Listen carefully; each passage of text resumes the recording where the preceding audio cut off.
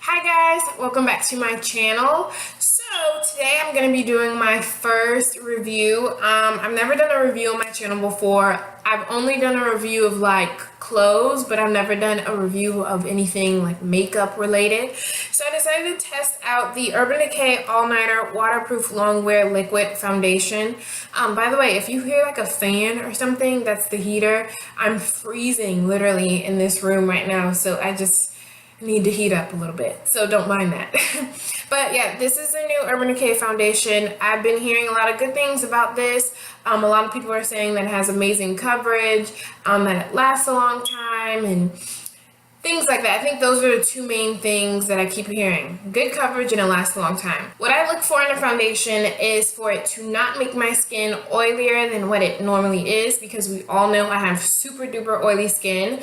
I also want it to be long lasting and the coverage to be like medium to full. So those are my three things, and apparently you get all of those three things in this foundation. According to the website, this foundation comes in 24 shades. So if you are, white or obviously lighter than me, then you have a huge color selection to choose from.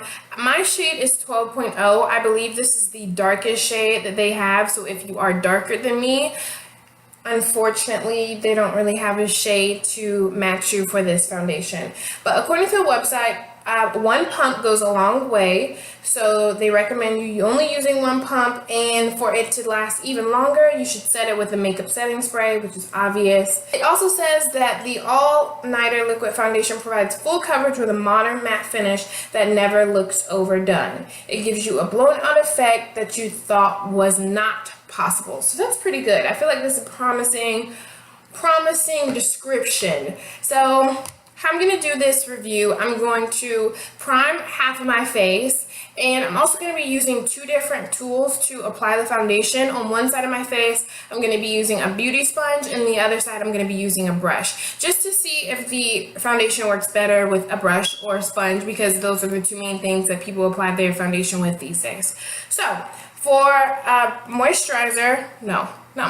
for primer today, I'm going to be using the Maybelline Baby Skin Instant Pore Eraser. I'm just going to be priming I guess I'll do the right side of my face.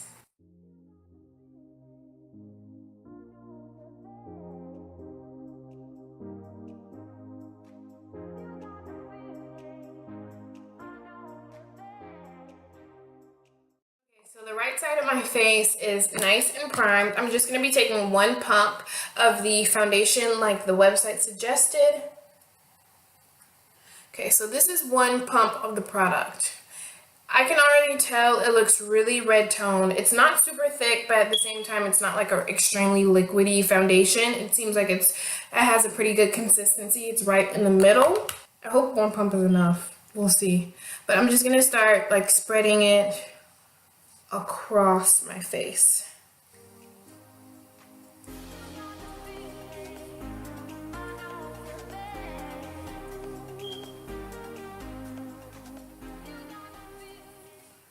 Okay, so that is one pump on my face, exactly. So for the right side, I'm just going to be using a sponge to apply the foundation.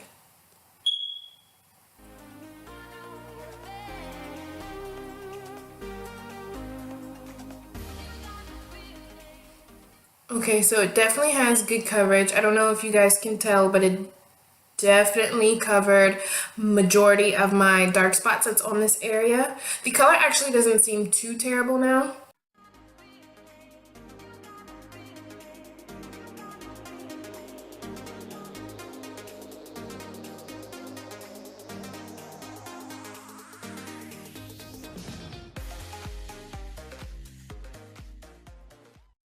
Applying it with the sponge, it applied pretty evenly. It wasn't streaky or anything like that. Like I said, it covered majority of my dark spots. I still see a couple on the temples and definitely on my forehead, so I might have to build up the product a little bit. Continuing on my face, I'm just going to blend the left side of my face in with the Morphe M439 foundation brush.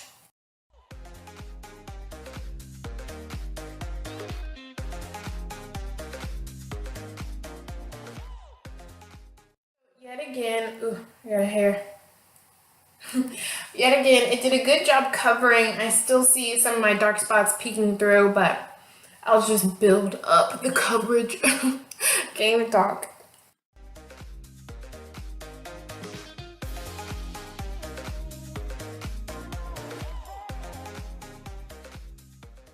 I'm gonna take another, like probably half a pump. There we go. That was probably a full pump. And just add the coverage or add it where I need it.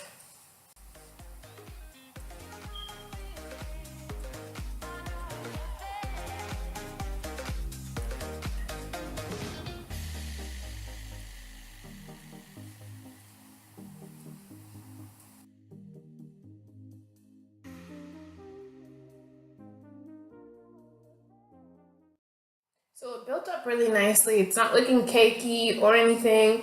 That half a pump definitely helped cover the rest of my dark spots that were peeking through. Just gonna blend everything in on the other side of my face now. Okay, so the foundation is completely blended into my skin. I don't notice a difference right now between the prime side and the non-prime side. I also didn't notice a difference for how the foundation applied. It applies pretty good with a sponge and a brush. It didn't go streaky at all, like with either tool or anything like that. It took about a pump and a half to cover my complete face, to cover my entire face, dark spots and everything. When I compare it to my neck, it is a little bit more red toned. My skin is more of like a yellowish tone, but usually that happens with foundations these days. The darkest foundation is usually more red tone and not necessarily neutral or anything like that, but that's something that I can live with. It doesn't matter. Actually, it does look like the foundation oxidizes a little bit. I still have some foundation left over from that second pump. But I don't know if you guys can see. Right here is the first pump, so it's like definitely a lot darker. As for the newest pump is right in the center and it's more red toned. So if you guys can see that. So I'm pretty sure it's gonna oxidize on my face a little bit, but I like it so far, guys. I mean, it's really good coverage. You can build it up. It seems like it's pretty buildable, which is really good. It's not sinking into any of my dry spots like around my mouth or my nose. It's not enhancing any of my pores that I have around the sides of my nose. It covered up some like breakouts really good. With that extra pump, it covered up my dark spots really well. So yeah, so far so good. So I'm just gonna go and finish my makeup. What time is it? It is currently, let's see, 10:58 in the morning. I will finish my makeup and I'll check back with you guys soon. Alright guys, so I just finished doing my makeup. It is now 12:12 in the afternoon. It took me a little bit over an hour to do this whole face, but yeah, this makeup look will be coming up really soon, so make sure to stay tuned for that. But anyways, as for my face, the foundation looks good. It hasn't faded anywhere. I was noticing that I was getting a little bit oily on my nose, but I'm sure that's just because of the lights, you know, and adding all of that extra heat and everything and making my face melt even faster. But so I did kind of blot my nose just the tiniest bit, but as for everything else, it looks really good, flawless, really even. I'll show you guys a close-up so you can see my face a little bit better.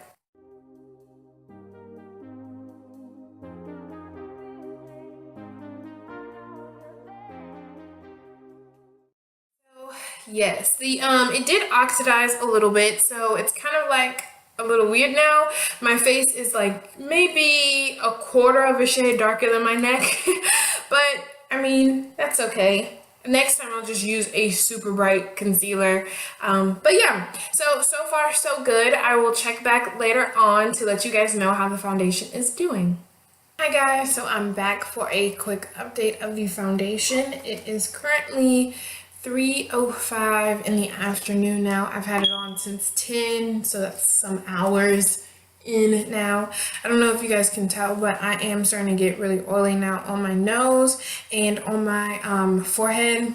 So that's kind of to be expected. It's been on for about 5 hours now, so I'm pretty sure it's time to just blot anyways.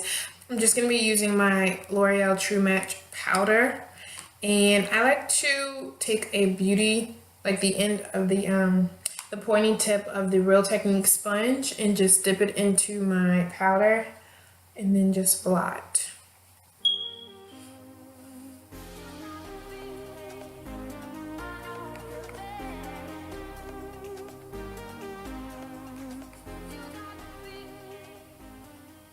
I have to go to the dentist today, so I will check back with you guys when I leave from the dentist. Hi guys, I'm back. So it is now 6:22 in the evening. I've had the foundation on for 8 hours now total. As you can kind of tell, I'm super oily now on my nose and, you know, forehead and chin, everything like that.